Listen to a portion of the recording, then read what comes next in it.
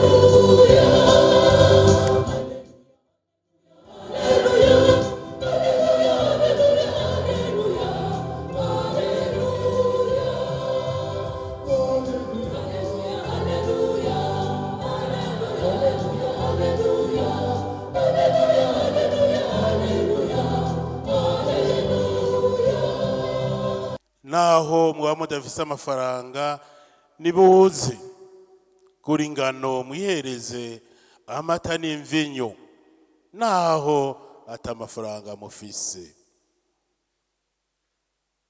Izi ngabirano twumvise, uyu muvinyo, aya mata, n'ingabirano zidufasha gukuza no guhimbara ya ngabirano katihabwa ubuzima bwa muntu. Imana imbere yuko itugenera ibidutungira ubuzima, Imana imbere yuko itugenera ibidukingira ubuzima, yaduhaye ingabire y'ubuzima. Nubwo buzima dukenguruka cyane cyane ikimazi cy'ubwo buzima Imana yaduhaye muri ADOLPHE Nshimirimana, twibuka yaduciye mu minwe y'intoki ku bubisha bw'abantu, ariko kandi akagendagana nyene ubuzima kuko yari mu biganza vyiwe. Iyo umukama agaranzuye ibiganza, ntiduhaga gusa, aranadukingira ku bubasha bw'ikiganza ciwe. Iyo niyo ntahe Pawulo mweranda ashinze mu gisoma ca kabiri, nkako abagomba kumanuza no kwankiriza umugambi w'Imana bo ntibazokwigera babura. Abo nibo batumye uyu munsi w'Imana usa n'uyu itariki n'iyi, twavyukana agahinda n'indimba kubera urupfu kwa nyakubahwa Lieutenant General ADOLPHE. Mu nkuru nziza abishe Yohani Batista nta kindi bashaka atari kuburizamwo umugambi w'Imana, kuzimanganya ukuri, ariko bihoye ubusa. Yezu aserutse nk'uyundi Yohani Batista, uguseruka kwiwe kwagiriza abatari bake. Ngira ngo muribuka uwatumye nyene ko Yohani Batista bo muca umutwe, ukungana agahinda kamwuzuye abonye uko Yezu aje ahagaze mu kuri, ati uyu ninde ko Yohani Batista ari jewe nyene natumye abamuca umutwe. ngo aguma yuzuye agahinda. Yezu aserutse nk'uyundi Yohane Batista, aje atumenyesha urukundo rw'Imana rutagira ingero, niwe mwizero y'abahagaze mu kuri.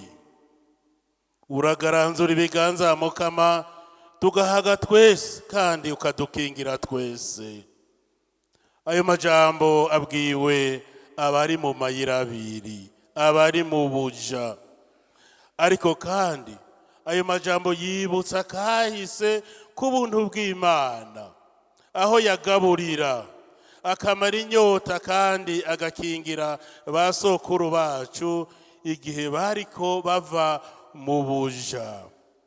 Imana ikabagaburira kandi ikabaha amazi iyavanye aho batari biteze. Yego cyane, Umukama aratunga agatunganya ivyo yaremye, kandi bitunga ntabura aho yobikura.